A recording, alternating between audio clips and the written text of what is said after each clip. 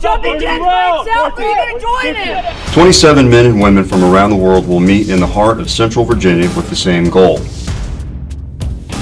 Become a Chesterfield County Police Officer. Sir, you're under arrest. Together, they will be tested as they take the journey.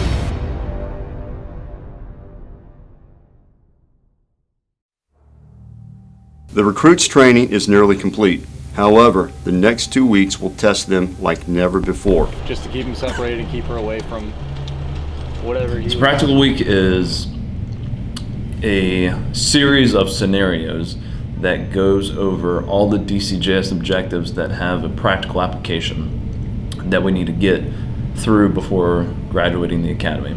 So that includes domestic assaults, traffic stops, vehicle searches. So from the training officer's perspective, we're looking to have the recruits do all the things that we've taught them, right? And be able to implement everything that they've learned in class and the hands-on application to doing it with actual live role players in a more realistic setting so that we can kind of gauge where they're at, fine-tune a few things, and prepare them to be police officers.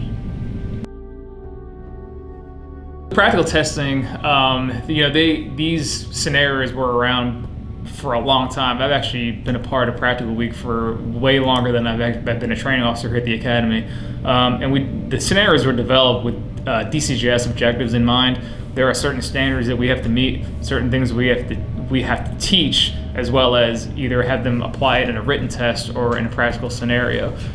Here at Chesterfield, we are sometimes given an option to have it as a written test, a written question, or a practical exercise. We do a lot of practicals because we want to go above and beyond what the minimum standard actually is. So when these practicals are designed, it's designed to cover all the objectives and give recruits exposures to different types of scenarios.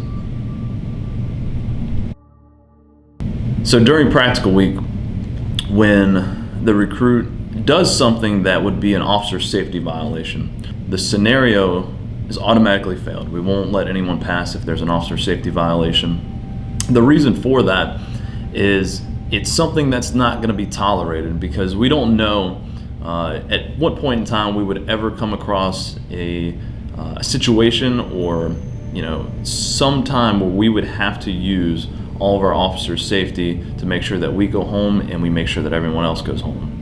So the important thing that we remember and kind of how we reference it is if you knew tomorrow that you were going to be in a fight for your life, would you start training today? So that mentality goes into that. We want to make sure that they are always prepared. It becomes second nature to them and that they have the best perception of what could happen once they get onto the road.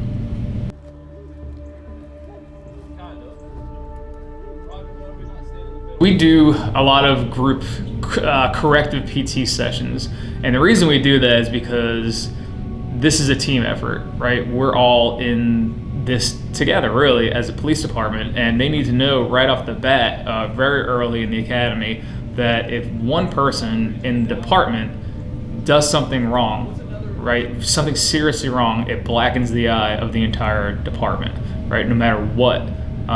So we try to instill that really early with them as recruits. We'll take really small things and show them how even a small thing can affect the entire class, just as police officers, small thing, big thing, whatever it is, can affect the entire department as a whole.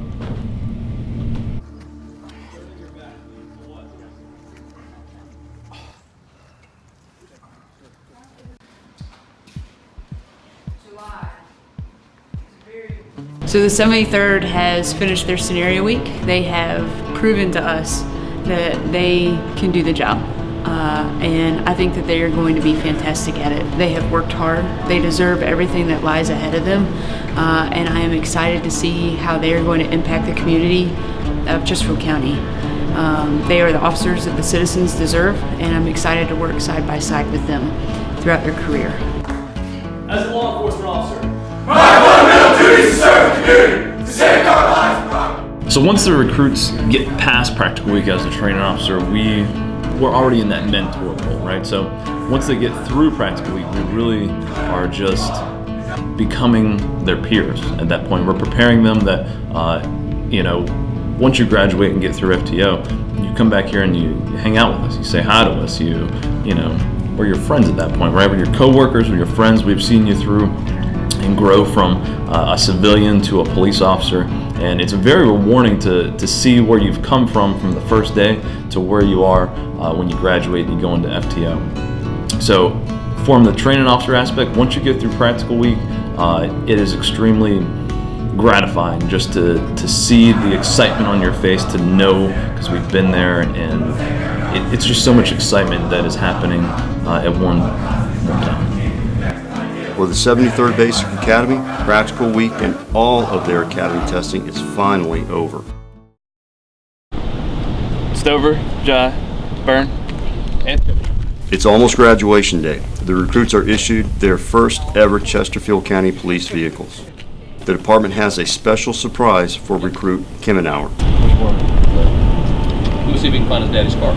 Oh, Find your dad.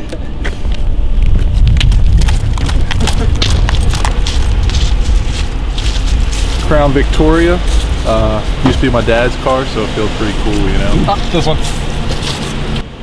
I get to ride where he rode for like 8 years.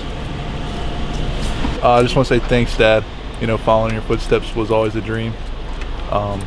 You're a great role model. So thanks for everything you do, serving your country, your community. Greatest guy I know. 13 coming hour. You already know you're fine. Low mileage, but it'll work. It's extremely exciting. We've been waiting for this day for about as long as I can remember. Just a little anxious, ready to kind of get on with it. Now, zone 3. Recruit Mizell is also following in his father's footsteps. It's growing up having my dad as a police officer. I always, you always dream of the lights and sirens and the patrol car, and being able to drive around as that icon for the community, and having my dad, always idolizing it, and even from as a kid being rested up on the cruiser. I have a picture, my mom has a picture of it. Means a lot just getting in the car, just seeing it. Just want to say thank you to my dad for always being supportive, and always sleeping all night or all day, and then still getting up anyway, even though he works midnights, coming to my lacrosse games, and being issued a cruiser now and having all this surreal stuff come true. I just want to say thank you for supporting me and not pushing me towards this field, but placing me in this field, and giving me all the support and the help that I need to become hopefully as close to him as possible, and as close to you as I can.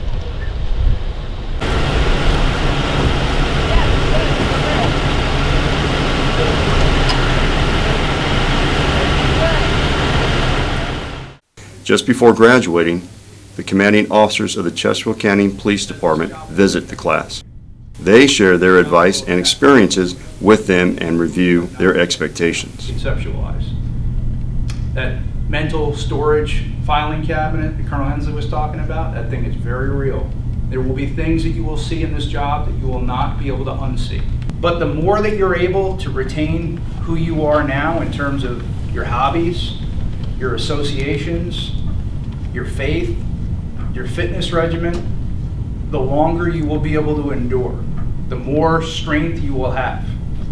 Because you are members of an elite organization, of a noble profession, of a heritage that people have died defending. So when you make a decision as a police officer, as a Chesterfield County police officer, you make that decision. You don't make that decision for you. You make that decision for every person who has worn this uniform before you. For every person who has sacrificed, whether they've directed traffic in the rain or they've died in service to our county. You make that decision in honor of them. Because what you're part of is bigger than you. And there is no room in this career, no room in this profession, and no room in this department for selfishness. This is an inherently selfless career. So that's what I expect of you, to be selfless. But on the same token, we also ask you to carry out the mission. So you will be asked to make sacrifices. You will be asked to put the mission before yourself. And we will not always be there. We do our best to try to acknowledge and share with you our appreciation. But we will not always be able to tell you thank you for every little thing that you do going forward. I'm thanking you now. I'm thanking you now for carrying out the mission.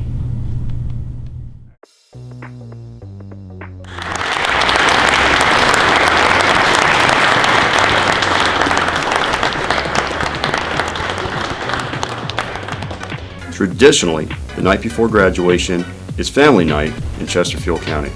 I feel pretty good. I feel blessed. I feel grateful that my family is here with me. Everyone's family is here. I feel pretty good about it.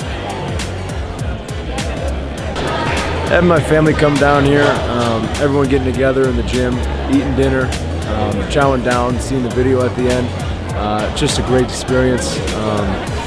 Glad that they come. Looking forward to tomorrow, and that's going to be amazing. So exciting. I'm so happy to see them all.